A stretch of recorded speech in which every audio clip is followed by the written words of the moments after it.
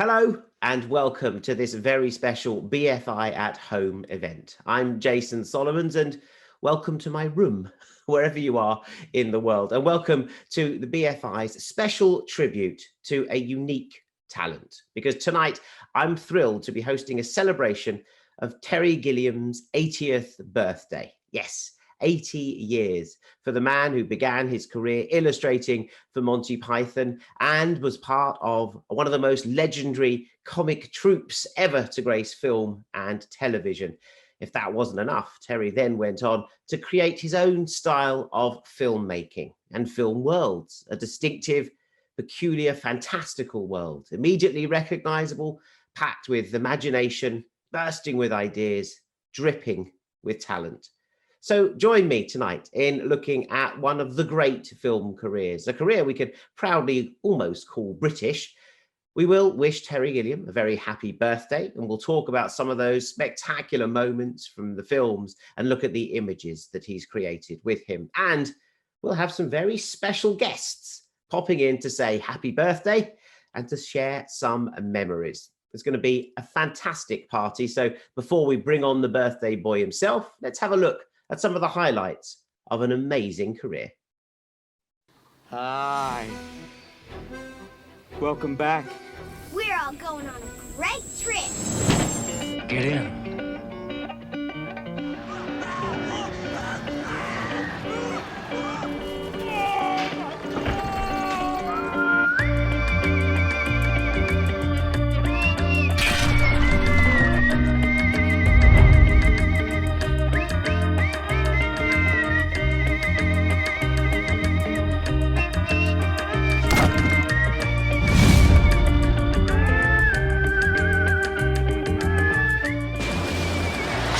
I like making films that are at least honest representation of what the guy going around calling himself Terry Gilliam is at that particular moment.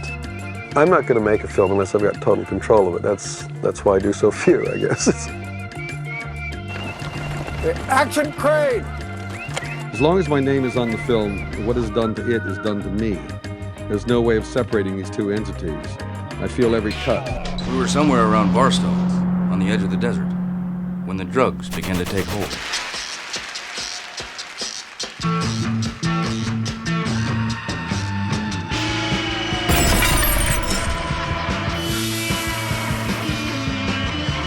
Why, life might be seen as a virus infecting the perfect organism of death.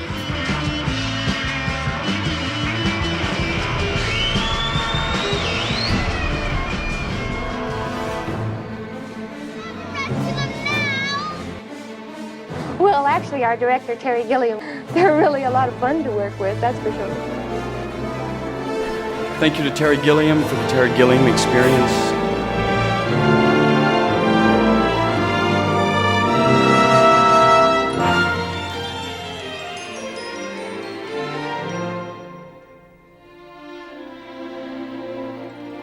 Cut right there. Good work. I'll do anything to make a movie. I like New York in June. Terry Gilliam, fantastic to see you. Fantastic to see you looking so well at 80 years old. How do you feel? Just alive. Just hanging on by the fingertips. But that's been your way for quite some time, to be honest with you, Terry. Every time you make a film, you always feel like you've dragged it over the line, and it's been such hard work. But we've just seen an array of fantastic films. Has it really been that hard work? Yes and no. I mean, it's a combination. I mean, it's never smooth sailing, but when I'm finished and look at what I've done or what we've done, I hate the use of the single pronoun because movies are we made. And I'm always impressed. I think, really? We actually survived all that? And all those nightmares led to this? Nightmares are worthwhile, it seems. Do they start with nightmares or with dreams? Both. I mean, I don't distinguish between the two. Just like my life. I don't distinguish between the two. You need both of them. You need the good, the bad, you need the fantastic, you need the reality. It's the mixture of those two things that are pretty much what I suppose almost all my films are about.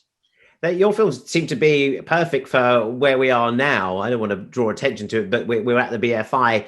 We would be at the BFI in that beautiful theatre celebrating your career and watching that work on the big screen, but we're not. We're confined to barracks here. But your works are about people who escape those confines and escape using their imagination. So this sort of time is perfect for you, isn't it? Well, thank you, COVID. It's kept me out of the mainstream is what it's done, and out of the ordinary. So I have to thank that little protein wrapped in its little fur coat of fat who's changed our lives.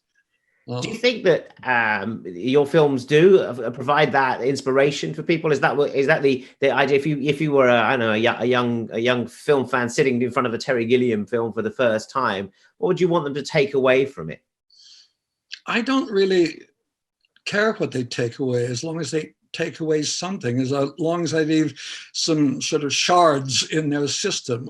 I remember when I made Brazil, and afterwards I was talking to the PR lady from the studio, and she said she had seen the film, loved it, went home, got into the shower, and started weeping uncontrollably.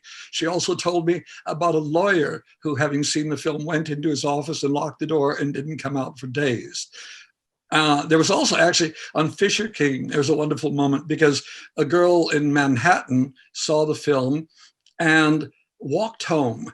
And she walked and walked. She walked past her house. She didn't know where she was. She'd been lost in this dreamscape of waltzing in Grand Central Station. And those are moments that I just think, God, if I managed to do that to one or two people, I'm a success. So, hello. I had the immense pleasure of working with Terry Gilliam on Dr. Parnassus many, many moons ago. And the memories that come back to me when I think of that experience are, there's obviously lots, but the few I'll share with you. One involves the moon. I remember at night going through London. I was with Andrew Garfield on the top of an old caravan that was being horse-drawn through the streets of London at night. And we had to keep reshooting this scene. And every time we reshot it, we'd have to move the caravan and the horses back, back down a London street. And I think the prevailing sense of that memory is just the kind of extraordinary ambition of Terry's vision and ideas, and that he would say, yeah, we're going to have a horse-drawn carriage going through the streets of London and discovering a man played by the late Heath Ledger hanging under a bridge, and we're going to make that all happen, which is a kind of audacious idea and a very difficult and impractical one to put into reality. And I think the other prevailing sense I have from Dr. Parnassus is just how loved Terry was on that project and is in general by many, many amazing artists, whether it was the wonderful people in the crew, the Tom Waits, Heath Ledger, all of the amazing actors that stepped in after Heath so sadly passed. I think there was just so much love for Terry that was shown from people that I really admire, who are artists in and of themselves. And that love means that I'm still friends with Terry all these years later when he turns 80. So happy birthday, Terry. I hope you have an awesome, awesome, awesome day. And thanks for winging me into your journey in life. Hi, Terry. Well, it seems like only yesterday that I was wishing you a happy 50th birthday, and a 60th, and a 70th, and now an 80th. It's extraordinary. It's extraordinary, you're still going. Anyway, happy birthday. Ever since Brazil, my career seems to have been shaped by working with you. Every younger director I've worked with holds you in the highest esteem. You've been a great inspiration to filmmakers everywhere. And I just frankly can't understand it. But there you go. Can't argue with it. Anyway, happy birthday, Terry. Love you lots, and I'll see you soon. When you came over from here, as you know, you've never really lost the American accent. You know, I always think that why did you choose the UK of all places? You ran away from America because you found it, you know, limiting, and they were arresting you for having long hair and being a hippie. Why did you come here of all places? Well, it was the only place in Europe that spoke a language similar to mine. And I thought it was identical until with time here, you realize these are two very different languages, the way words are used, what they mean. And I like that. I like learning a new language that sounds just like my old language. When you got here and you became somehow united with that strange group of Cambridge graduates with their posh humor, I'm always amazed that you got on with them. How did you and the Pythons gel at all? Well, I guess that was the time when they were looking for token Americans, and I was that person. I was a token, and I suppose I added a kind of primal brutality to the rest of those people. The fact is, when I came over here, I was a huge Anglophile in movies. All the movies with Terry Thomas, the Ealing comedies, I was in love with. I loved listening to The Goon Show, which you could get on records in America. And so coming over, I felt I'd found a kind of comfortable place that was so different from America, because I never felt completely in my environment there. I just seemed to be talking a slightly different language. I got here and I felt, I can communicate. Was it always going to be through movies, or did you think your art would be your outlet forever? Art's a dangerous word. I'm a cartoonist. It was always through visuals is the way I really communicated. That was what I was good at. And getting amongst a bunch of verbalists, people who were really good with words, was intimidating for quite a while, because they were funnier. They weren't necessarily smarter. They could just use the language much, much better than I could. But we agreed on what was funny. That was the important thing. Who taught you to make movies then? I don't know. I always wanted, I loved movies. We grow up with movies, and I just thought that was the great media. But living in California, very close to Hollywood, I just knew I would never be able to work in that place. So the idea of getting into movies seemed impossible. But coming to England, and then Python taking off and becoming a success, and people offering us money to make movies, suddenly there I was, and Terry Jones suffered the same frustrations. So we became the directors, or the dog's body, depending how you refer to us. So was there a meeting? Because I know you the Pythons were quite strong on, like, everyone's got to agree, otherwise it doesn't happen. So yeah. Someone said, right, you put your hand up, and Terry put your hand up, and they said, well, you can both do this one. Well, that was it. We decided, okay, let's see if we can make a movie as opposed to TV. And Terry and I said, I think it was Terry who actually said, well, anybody named Terry, raise your hand, because you should be able to make the movie. And I raised mine, and he raised his, and the others were just too lazy to stop us, I think is what it was. I think the thing that for Terry and me, what was really important was to ground the comedy in a real world. No matter how silly that world is, it was real. Mud, filth, discomfort, all of those things, plague, were important. And I think that's why, and particularly in Holy Grail, it works so well, because it's the contrast of people banging coconuts and pretending to be on horses in the midst of a very smelly, tactile world. Still a good gag. Always works. Hello. I'm not sure where I should be looking, but I think I'm supposed to be looking there. Feels very strange. Anyway, I am delighted to have been asked to do this thing for the BFI, because I love the BFI very much indeed. I think they're the only institution in England that I trust at the moment, so I'll do anything for them. And I understand that the occasion is the 80th anniversary of the making of Time Bandits. And I don't remember a great deal about it, because I am very old now. I'm even older than the next oldest Python, so that gives you some idea of how old I am. And I got a call from Dennis O'Brien saying, would you come and do a couple of days shooting playing Robin Hood? And he sent me the script, and I thought it was hilarious. I loved it. It was said to be played like the Duke of York, you know, that sort of gormless, half-bald idiot who always trot out at cup finals to shake hands with the teams. Oh, dear me, who needs Monty Python when they're around? Anyway, and I went up to Epping Forest. I think I ventured into Essex, and I loved it. So I had a lovely time. I've no idea who directed the film, but I remember that Terry Gilliam wrote a bit of it, or rather he used a bit that I'd written. I had a routine about how all the world leaders, the bad ones, were very short, and he pinched that and used it in the Napoleon scene. He never asked me, of course, but he probably forgot that I was the one who wrote it. But anyway, I think Terry Gilliam, because we're also celebrating, apparently, his 80th birthday. It's strange, I don't quite understand this. But anyway, I think he may have directed it, or perhaps it was Terry Jones. It was somebody called Terry, and I don't remember seeing much of him.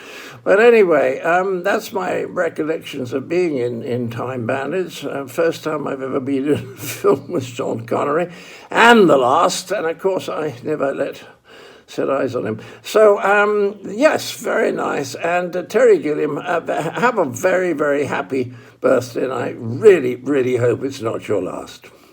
Well, 80 years old, there's so much to say because we're both so old. But Terry, from the moment I first saw you when you came into the bar at Rediffusion Studios back in 1967 with your trendy long coat and your hat and your glamorous girlfriend, and Terry and I were so jealous. We hated you straight away, but we got over that. And one thing I really must thank you for was giving me a film break in Jabberwocky. I remember at the time you said, Mike, I want you to do this film, and this is going to make you a star. This is going to make you a film star. Indeed, you showed me all the various things that you need to do to become a film star, like lie there when someone pees on you from a very great height, crouch under a shield whilst burning tyres and poisonous smoke around you, show your bottom to expectant crowds waiting outside the castle at Chepstow. No, that's all right. It wasn't in the film. That was something I did later. And how to walk up the stairs while crouching. So thanks, Terry. I've learned a lot from you, a lot of things, and I've really enjoyed all our silly times together and look forward to many more. And, you know, well, I have to be honest. I admire you more than I'd ever dare say to you. So go for it, Terry. 80 more years. We need you. Ah! You took the mud to an extreme with Jabberwocky. You know, that was more mud. Well, that's it. I felt it as an escape from the need to be constantly funny. One could just be miserable. and it's a film about, I think, is it not empathy, it's entropy is what it's about. Everything in the film seems to be collapsing, falling apart. Yeah, they do, into mud as well. You kind of took that aesthetic. Is that where you got this suddenly, right, this is the look of my films? Because it carried on into Time Bandits. There was a definite sort of, I know, almost steampunk, do it yourself, tie things together, apparatus behind them that very much sort of lasted throughout your career in terms of filmmaking. I think it's probably my reaction to the system, especially a system dominated by commercials, where everything is squeaky clean and beautiful and fantastic, dreamlike. The reality isn't like that. So I make sure my films look shoddy as best possible. But it's the contrast. It's always the contrast between the dream and the reality. And I think that's why you need a world that is more honest, even though you're trying to escape from it. And our world right now, we've finally entered a real world that is just like the worlds I've been dreaming of. It's a world collapsing around us. Are you sitting there going, I told you? Yes, we're ruled by clowns and people who don't want to take responsibility. All sorts of things have come true. And who'd be tilting at windmills and sailing off into other worlds is the best response we can do for it. When you started your Jabberwocky and Time Bandits, do you think people were, oh, it's Terry Gilliam, of course he's with Python. We come to these movies and we expect some Pythonic humor. We expect the same sort of, laugh situation, gag a minute situation. You don't deliver that. Your comedy when you're on your own is not the same. Exactly. No, that's what happened with Jabberwocky was my escape from Python, in a sense. It was very foolish and naive, because the idea of involving 3 pythons in a medieval film with comedy in it is not a very smart way of trying to escape from Holy Grail and Python. But that's what I was trying to do. I didn't want to be limited just by being funny all the time. I wanted to say other things, more disturbing things, possibly more romantic things even. Do you think your films are comedies still there? I don't know. I like the fact that they're very hard to describe what they really are, because they're a mixture of all of it. I mean, comedy is essential in my life. I mean, I think it's essential in everybody's life. I don't know how one survives without a sense of humor, frankly. And so it's always part of it. And I like the fact that, I guess it's a very weird thing for an ego to suddenly, the only way they describe my films is calling them Gilliam-esque. I don't know what it means. Quite honestly, I don't know what they're talking about, because I just think they're just things I do. But they're difficult to describe. It also makes it very difficult for the marketing people, because they can't just put a nice, simple 3-line statement that describes the movie.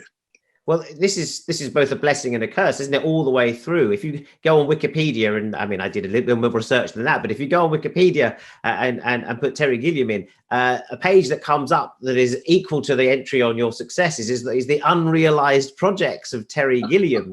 You've not made more films than you've actually made. Yeah. Failure is very important. I mean, it's maybe a thing that keeps me going, the sense that I have not achieved what I wanted to achieve. And that's kind of nice at 80 to feel you're still just starting out, trying to learn how to do this, how to succeed.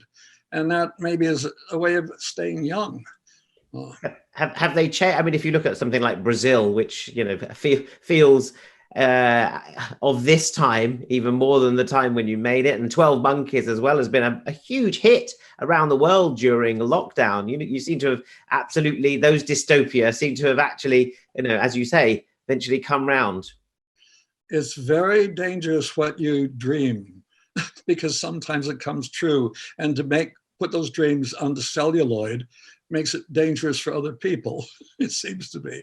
Yeah, my films have always about trying to understand the world we live in and sort of abstract it into what the future might be like.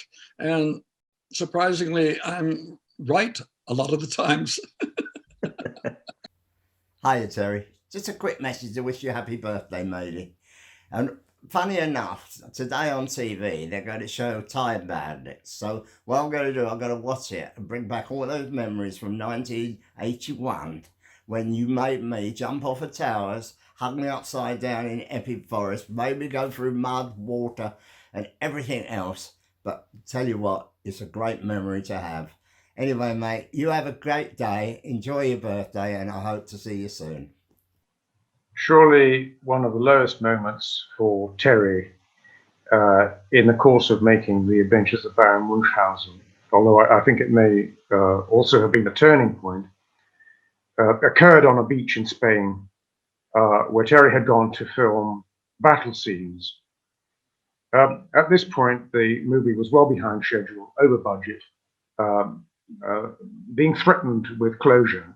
Now, with all this hanging over him, he discovered on the beach in Spain that the Sultan's huge cannons, which he had assumed were made of fiberglass, were in fact made of cast iron and were too heavy. Fortunately, two of the many actors who were hanging around on that beach on that day were elephants. And Terry, dismayed at the prospect of delay on account of the heavy cannon, climbed on one of the elephants and took it down to the water's edge and into the sea, and proceeded to, I think for the next hour, perhaps a little longer, to move back and forth across the bay in the water, communing with the elephant. After a period, as I say, probably an hour or so, he came back up again, got off the elephant, and I thought I had detected a difference. I thought something had happened. Terry seemed serener, calmer, and in fact, from that moment on, he went forward, I thought, with new vigor, new heart, to complete what I think was rather a good movie. Well, that's a long time ago, Terry, and now we are 80, improbably, although I think 80, where you're concerned, is really just an arbitrary figure. And I and many others are looking forward to watching more astonishing Terry Gilliam movies. And Terry, you're the only one who can do that. You're the only one who can make them. And so, Terry, dear Terry, happy birthday and many happy returns. I think you call them the trilogy of imagination. Those early films up to Munchausen, and then you have a more Hollywood period with 12 Monkeys and The Fisher King, of course, which is to me still one of the most romantic movies. You mentioned that the dancing scene. Is it an homage to musicals, to MGM, to America in some way? Well, it's strange because years ago I was at the Sundance Festival. It wasn't the festival, it's where they bring young filmmakers together with the lab. Established filmmakers. Yeah, the lab. And Stanley Donen was one of the old filmmakers. It was Stanley Donen who made Singing in the Rain, Funny Face, film after film, which were dance romantic comedies. And I realized after seeing a series of clips of his films, how important they'd been in my life. I had never recognized that. Those dreams, those beautiful dance music, all of that was wonderful. And I realized that's what I've been trying to do and failing miserably at, trying to be like Stanley Donen, because I haven't quite worked it out. At least in Fisher King, the scene wasn't about people dancing in Grand Central Station. It was just a much simpler scene with a sort of poor woman singing and begging. And I was there in Grand Central Station looking at the location with the producers. And I looked out and said, wouldn't it be wonderful if during the 5 o'clock rush, all those people rushing past each other suddenly glanced to their left or right and fell in love with somebody and started dancing? And the producer said, yeah, we've got to do that. And I said, nope, that would be a Gilliam film. I'm not trying to make a Gilliam film. Fisher King was the first film I had done that I hadn't written or been involved in the writing of the script. And it was such a beautiful script. Richard Lagravanese wrote it, and it was very romantic. And I thought, here's a chance to do something I've never tried to do before. And out of that came that great dance sequence. So it's nice to occasionally step out of your own world into somebody else's world and try to make it a reality. April 1975, Monty Python and the Holy Grail opened in New York. And my friends and I in high school finished our classes at 2 o'clock in Brooklyn, get on the subway, and go to the Upper East Side to the Cinema 2 to see the very first day it opens, because we had to be there the first day. And we never laughed so hard. So it was remarkable that 14 years later, I'm sitting in a hotel room with my script that I wrote, the very first script I ever wrote by myself, on the floor talking to Terry Gilliam, who's going to direct it. It was the most incredible experience that has never been repeated since, and ruined me for the rest of my career because he was too good and too respectful and too much of a great collaborator and a friend. So happy birthday, I wish I were there. I wish I was anywhere but this country until this maniac gets out of the White House, but I wish I were there. And I am still hoping that we can do Defective Detective, because I mean, remember, even if you're 90, you can hold a camera. So keep the faith, and I love you. Happy birthday. When you mentioned that you always write your work, so you have been approached to make some. I asked people on Twitter to, you know, if I had any questions for you, and several came in asking you of all those unrealized projects. As you say, fate is quite good. Is there one that you thought, damn, I should have done that one because I could have put a Gilliam twist on it?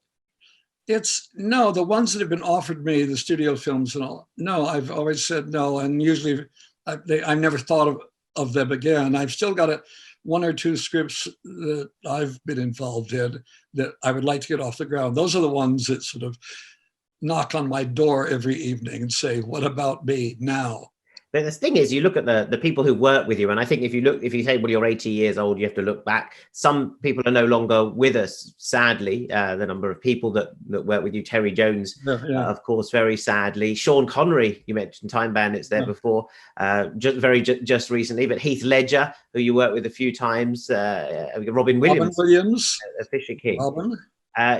What you've done is managed to preserve them for us. You know, they're still with us because of celluloid. But you're right. That is what is wonderful about cinema, movies, because it's the recording. It's there. It's not in stone, but it will live for a long time. I think that's why I feel when I'm making a film, I want to think it's about something. It really is saying something, and to be able to work with the people I've worked with, and Sean never looked better, thanks to my wife's wig that she put on him. And Robin was absolutely brilliant in Fisher King. I look at those films because recently I had to look at them for different reasons. I'm doing a book on my storyboards, and I had to look at the films. And I thought, oh God, yes, they're still there. They're alive. They're funny. They're beautiful. They're wonderful. And that's why I do these things. How close to your storyboards, to those concepts you have in the privacy of your room, or you know, in a few meetings, how close to the final films that we get to see, how close are they to those storyboards? They're very close. That's what's interesting. I mean, it's the only way I can keep tabs of what I'm trying to do, because you get the reality of shooting, things go wrong, and you've got to cling to something, and it's the storyboards that I tend to fall back on, even though since Fisher King, I really don't storyboard that much. I storyboard sequences that are complex or need special effects. Those I do, but more and more post Fisher King, I've just been letting the actors tell me what I should be doing, following them, let them lead. And I just try to capture what they've created. Yeah, I hear a lot of actors say that. You say to them, well, you get on with it. That's your job in a way. What do you say to an actor who says, well, do I sign up to a Terry Gilliam project? I mean, as you say, you could say, well, it's going to be Gilliam-esque, but how do you, what sort of ride are they in for? I don't know. I mean, the script, they all always see the script before I meet them. And then it's meeting them is the key, because I make my choices by meeting and talking to people and realizing, I like you. I like the way you think. I think it would be fun to work together. It's as simple as that. It also helps if they're big movie stars, because they get me the money. But the main thing is I have to be sure we're going to be able to play. And that's what we do. We're paid lots of money to, in a sense, be children forever. We get to play. The playing is serious, but unless you can let yourself go and give up. And here's the thing that I've been thinking about, knowing we were going to have to talk. I realized my filmmaking is Islamic. Now, this seems odd, but I actually approach it that way because Islam means submission. And once I have a project going, I am submitting to it totally. It becomes the thing I'm effectively worshiping. And I disappear. I love this time. I'm just a little cog in this big machine, and the film is the creator. I'm the hand that writes, but the film is the film. And I want to work with actors and technicians that have the same approach. we are willing to do anything to make this film the way it should be made. And our egos vanish. It's very nice. Well, it seems our man has finally reached the exalted age of 80. 80 years old. A child, a mere child. Well, let's face it, there are a lot of thanks due. I thank you, Terry, for being so kind to my daughter, Amanda. She simply adored working on Fisher King. And thank you so much for hiring me twice. You'd think once was quite enough, but poor you. One was 12 Monkeys and the other was Parnassus. And I thank you for your brilliance and your artistry. And that outrageously wonderful capacity of yours to have fun. May they never, never cease. We're talking about the actors that have worked with you. Some of them have come back for more, over the years. It must have been an incredible moment when an actor you were working with, Heath Ledger, sadly passed away while you were making Dr. Parnassus. Can you just recall that and how several actors came to the rescue of the film in tribute to yourself and in tribute to Heath Ledger, I suppose?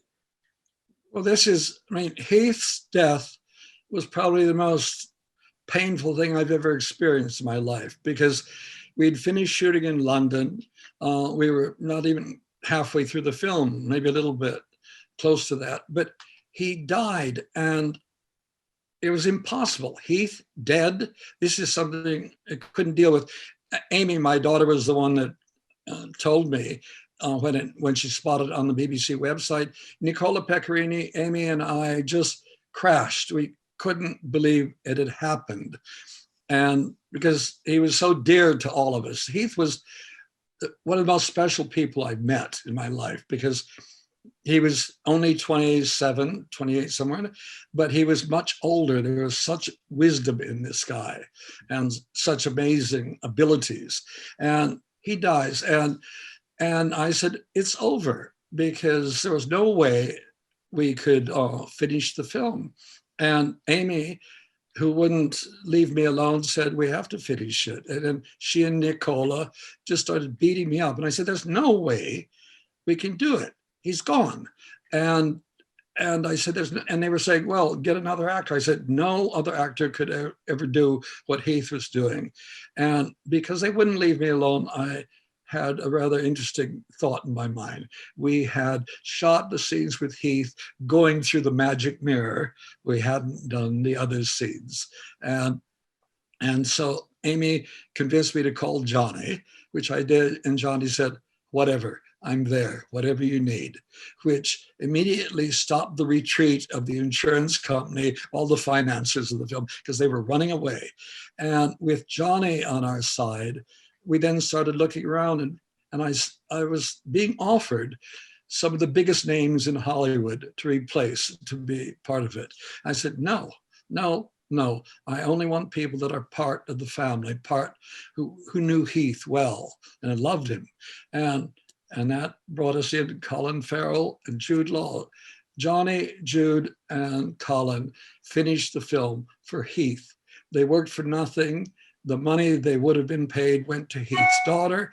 It was one of those extraordinary moments in my life to see that much love for another actor. And what happened was absolutely magical. It was really, in many ways, what a lot of the film is about. I think there was a point which I had forgotten and have been recently reminded of, that when we were shooting down by Tower Bridge, Heath had said, I think I'm going to do this moment a bit like Johnny Depp. I'm getting more like Johnny Depp here. And that is what happened in reality. That is the first time Heath becomes somebody else in the movie.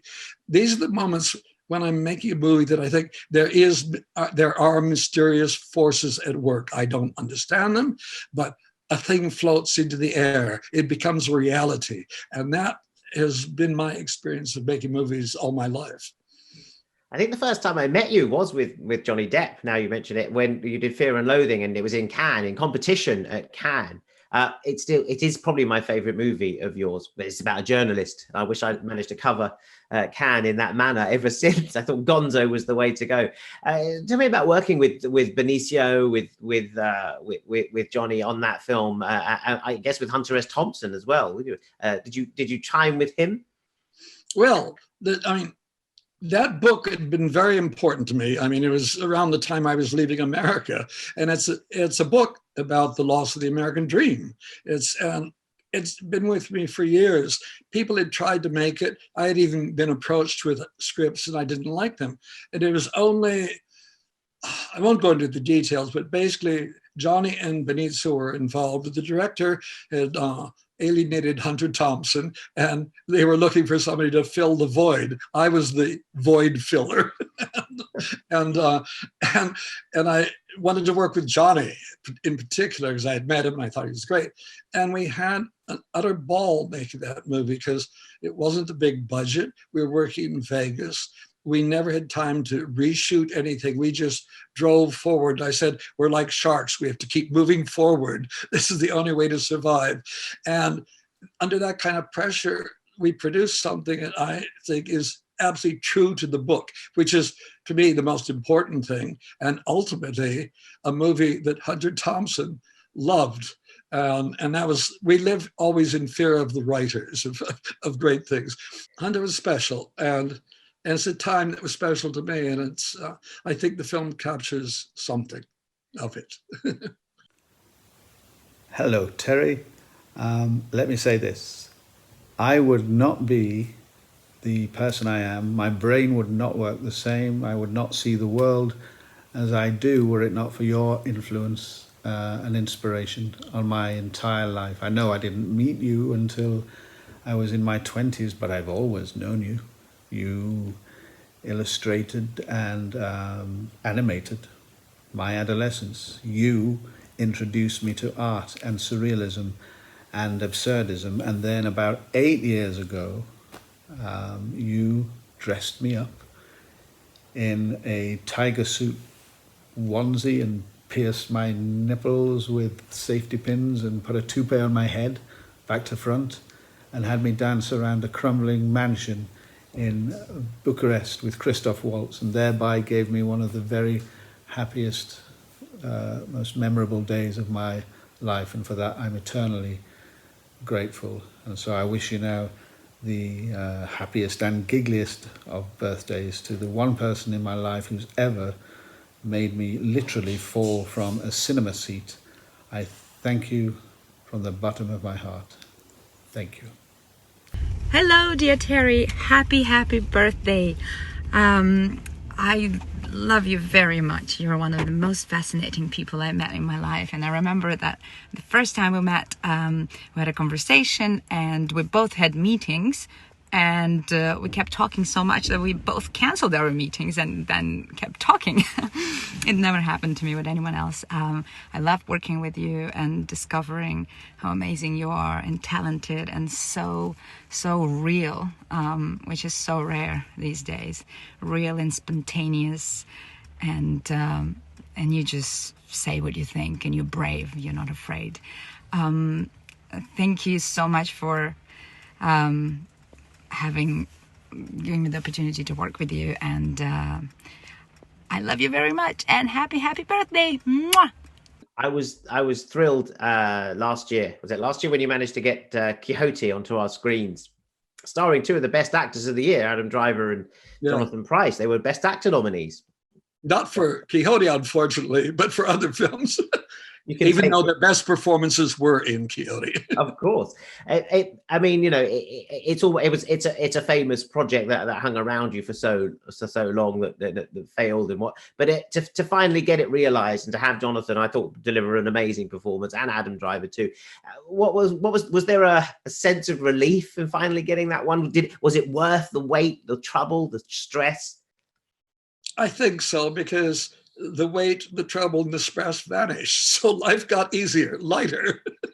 No, it was great. It wasn't like euphoria at all. It was just, we did it.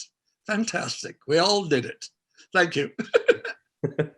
But it felt relevant, it felt absolutely relevant. I know you have to change it over time. And I thought it was a great yardstick of how you have to evolve your things that you're going to say. Otherwise, you could just keep making the same film. But as we saw at the beginning, Jabberwocky and Brothers Grimm you can see there's the same guiding hand behind them, but they have different things to say. What have you tried to say over the sort of what is it now?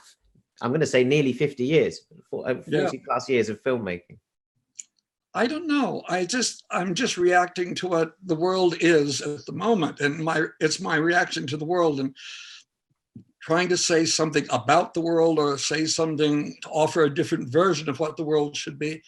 I don't know. I don't think it out. I don't intellectualize anything I do. It's the one thing I try to maintain, a kind of naivete, and it's just okay. That's what's going on. I'm angry about that. I think that's wonderful, and we work from that premise.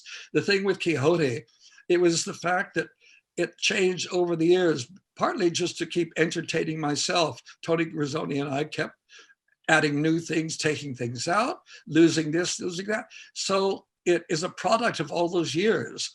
And the strange thing about something like Quixote, because it was so many people were waiting for it. They knew about it, the history of it. But it puts a terrible weight on your shoulders, is what it does. Because I know I'm not gonna, whatever I make here will not be as good as other people's imaginations, what they've been able to imagine it's going to be. So from the beginning, you're asking for trouble, because you know what the reviews will be.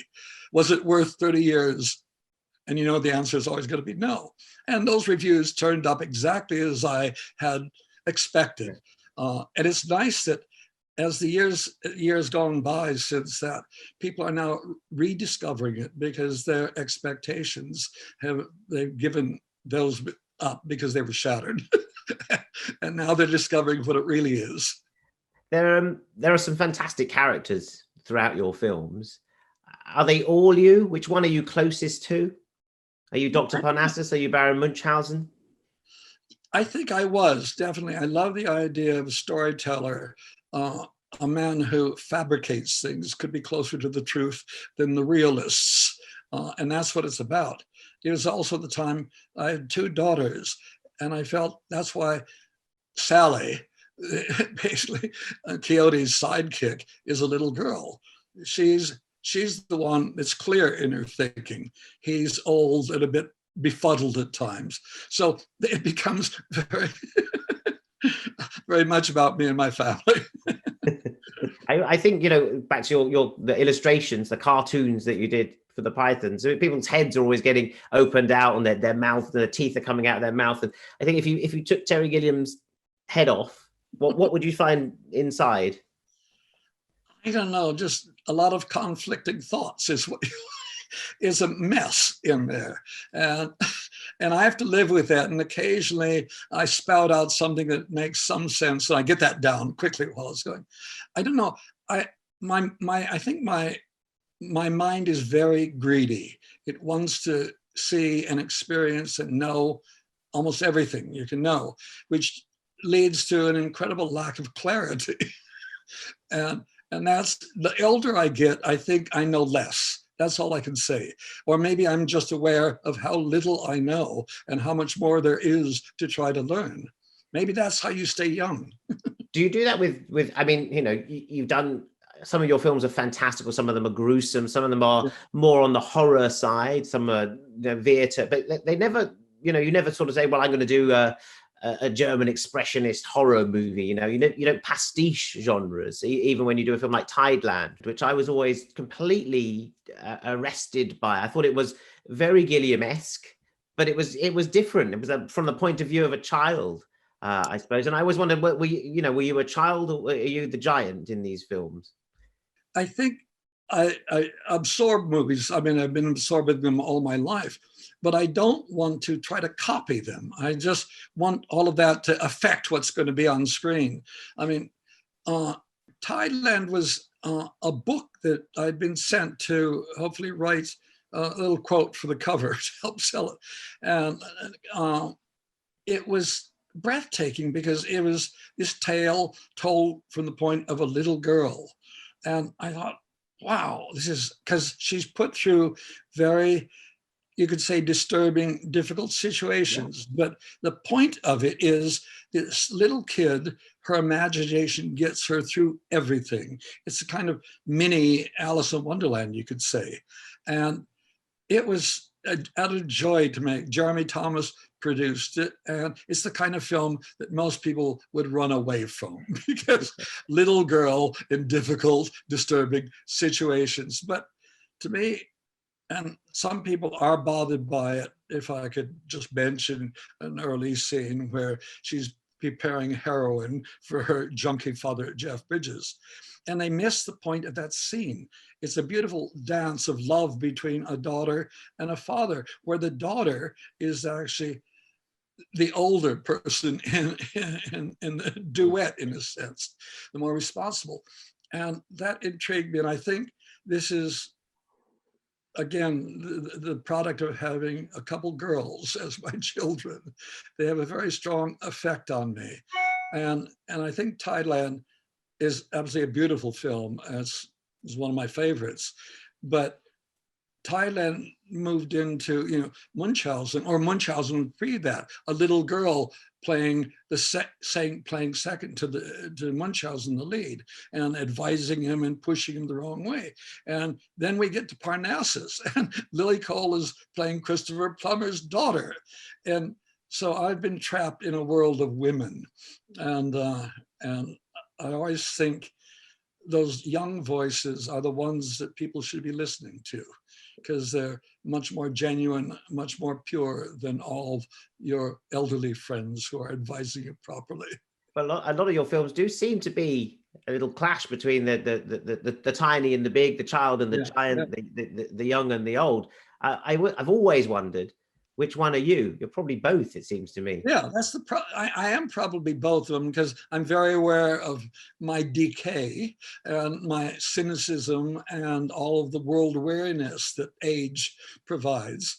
And to be able to cling to something young and still naive, but probably more wise than the older version. That's what intrigues me. It's always been children and madmen see the world more clearly than most of us do. Zero Theorem is a strange film. It was a script written by a guy who had written a short film. And I liked it because it was about, is there any sense to life at all? Maybe the more you search, the less there is. And that intrigued me. And the fact there were no easy answers. And I like the idea of trying to do a film that basically takes place in one room, basically in a church. Because again, it's trying to limit what I do, because I want to do everything. And the thing I've learned over the years is the more I limit myself, the better it gets, because it kind of makes me focus on what is important, as opposed to the 10 other things I want to be doing at the same time. And that was an experiment in that. And then when you've got Tilda Swinton and Christoph Waltz, I mean, it's got to be interesting. Well, they all seem to have a fantastic time working with you, and a unique time. You know, they actors work with many directors. You know, they give you the love for a bit, and then they're off to someone else. But you seem to have imprinted on them. You know, they seem to remember not just their time. They remember certain days of working with Terry. That's why I must make contact with them again to find out what we actually were doing. I don't think they know when it turns up and they see the final edit. They go, "Oh, that's what was happening, is it? I see." It is one of the great joys just to be able to work with people of that kind of talent and intelligence and wit, and we literally play, and that's all it's about. I mean, I know where we're trying to go, or where I'm trying to go on this thing, and we find it together. Always, it's like we have a script. We enter the woods, and soon we lose the path. Eventually, we actually get to the destination, but along the way, we've been lost part of the time. We find new and interesting things along the way. And I think that's what life should be about. I always thought in college, the people I knew, They knew exactly what they wanted in life, their career. They worked hard at it and they got in there and they achieved everything they wanted. And 10 years later, they were lost because they didn't know what to do anymore. They got all that. And it's that kind of focus that I've avoided all my life, I suppose, just wandering through the woods, seeing what's out there. That's where we get the Brothers Grimm from. We always knew that. Hello, I'm Sanjeev. I worked with Terry and I lived to tell the tale. I played the crucial part of Doctor 1, 2 or 3 in the pivotal scene in the Terry Gilliam film, The Zero Theorem. Actually, I have to say it was one of the most fun working days I've ever had on a set. And for me, being such a huge fan of Mr. Gilliam, that I kind of, to be involved in a film of his was just such a thrill. And I actually asked to go 2 days early down to the set so I could watch him work. And what was really interesting about and fascinating about watching Terry work was that mixture of kind of the fantastic and the familiar, which goes through all of his films, kind of goes through him as well. And so I feel extraordinarily lucky to have worked with him and to have got to know him. But in short, what I'm trying to say is happy birthday, Terry. Allegedly you're 80. I think the only thing that's 80 about Terry is either his beard or one of those big wraparound cardigans he has. I'm pretty sure one of them is that old. But the rest of him, nowhere near. I think the rest of Terry is somewhere between 5 and 5 years old. Happy birthday, Terry. Terry, this is Tilda. I'm wearing this nose guard to stop my glasses making a mark on my nose. I just want you to know that, in case you thought I might have had a nose job. I love you, but then how could I not?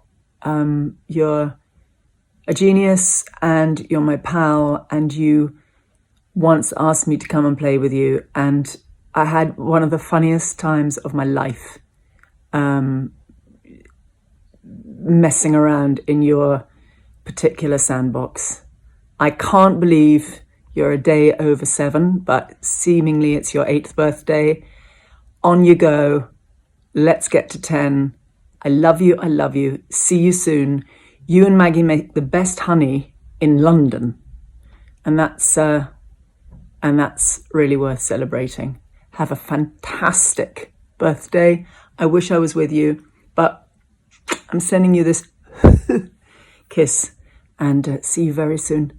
Terry, the film business has changed. I don't want to go out on a down note, but you know the films that we've watched, I've seen every single one of yours on a big screen, on the hugest screen possible. Maybe when I was a kid, I might have seen Time Bandits first on a VHS rental, but the rest of it are big screen. I think they need your imagination seems to need a very big screen. How's the world changing right now as we speak? Going to affect someone like your filmmaking? It's very strange because with COVID and being isolated at home with Maggie, my wife, we've turned to Netflix, which I had avoided completely. Every night we sit down and we watch another couple episodes of whatever series it is. Now, the good thing about Netflix is providing work for a lot of people. Actors are acting, writers are writing, and technicians are doing all this stuff. Directors are working. It's wonderful, but I find none of it really sticks with me. Somehow being at home on a couch, you're not in the temple. When you go to the cinema, it used to be you went to the temple. You paid your money. You made a choice. You walked into this great, dark space, and you were small, and this great screen was there to impress you with ideas, with stories, everything. And now most people are watching their stuff not just on their little home TV, but on their iPhone, where you, the audience, is the giant, and the story is a little thing that you are looming over. This is the wrong way to appreciate what cinema is about. Cinema was a commitment and just a wonderful experience. And I can't wait to get back into the theaters. I haven't been in now for months, and I'm getting very comfortable and old on my couch watching Netflix. But it's not where we should be going. I can't wait when we get the virus antidote. Everybody will be out, and I'm sure people are going to pour back into the cinemas, because it is the only way, I think, to receive the experience that cinema can give you. And there's nothing else like it. So, Terry, that's a very positive note for cinema on which to go out and celebrate 80 years. I'm so amazed that you contributed so much to it. It's only when you actually do look back. I mean, a lot of directors say, "Oh, I don't want to look back. I only like to look forward." But actually, when you do look back, you see the contribution that you made, the way you've changed the aesthetic of cinema, that we're celebrating, and so many people have enjoyed it working with you and watching your films, which is exactly what we've done tonight, celebrating 80 years of Gilliam-esque existence here at the BFI. Thank you very much. Thank you, Terry Gilliam. Thank you, special guests, and very happy 80th birthday, Terry Gilliam. If you enjoyed this very special BFI at Home event, please consider donating to the BFI. They are a charity, and their venues have closed at this moment, again, due to the current lockdown. So your donations will help their work across film and TV industries, which they support so fantastically, and will continue to do so once this strange situation lifts and we can all get back to celebrating cinema as it should be at BFI South Bank. Thanks for watching, and good night.